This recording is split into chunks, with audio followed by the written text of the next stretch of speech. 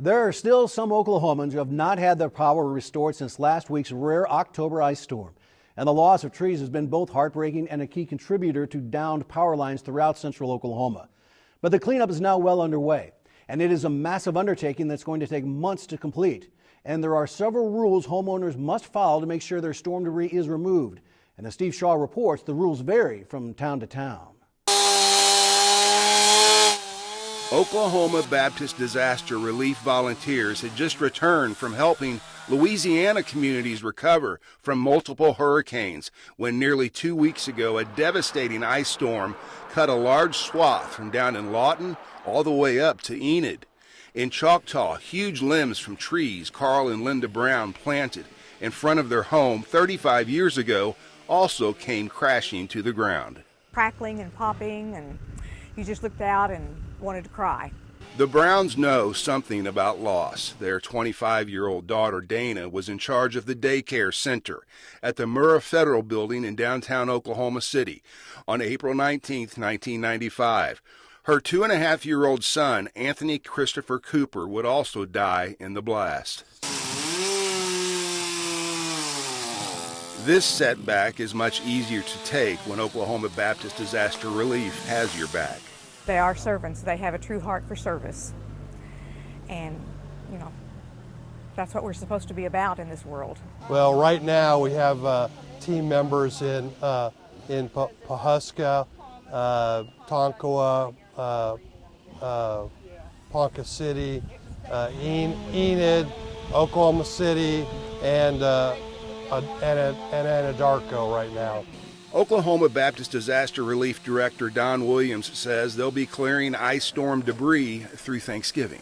We've got more than 600 requests right now for us to come out and help folks.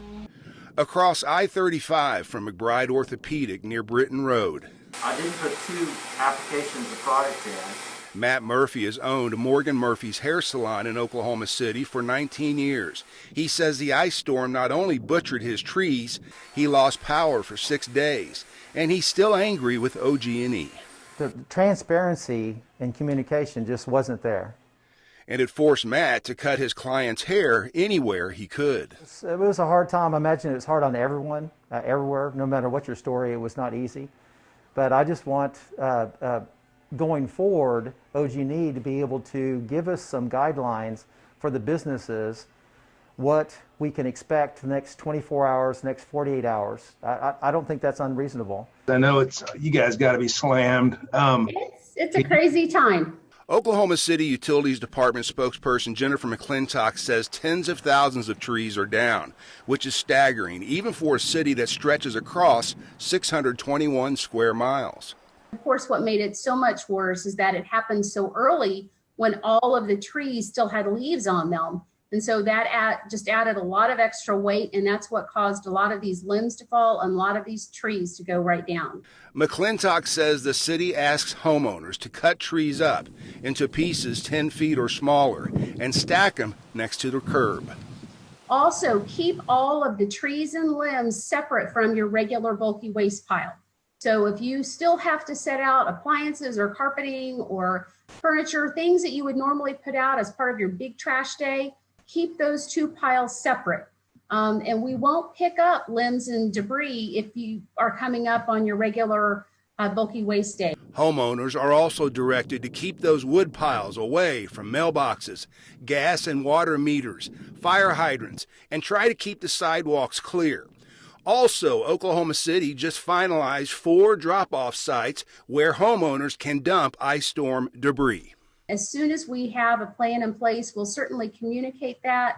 We're also going to put out update maps so people can see where the trucks have gone by. On Wednesday, the city of Edmond opened up this parking lot as a drop-off spot in Hafer Park. And residents will have to have an ID and a utility bill, and then they can drop their limbs there if they choose to do so. If they don't have the ability or don't want to take the limbs somewhere, beginning November 9th, we're going to start curbside pickup. And that's going to begin at the west side of our city limits, and they're going to progress to the east. And we'll actually do 2 passes through the community, and so that should probably take several weeks.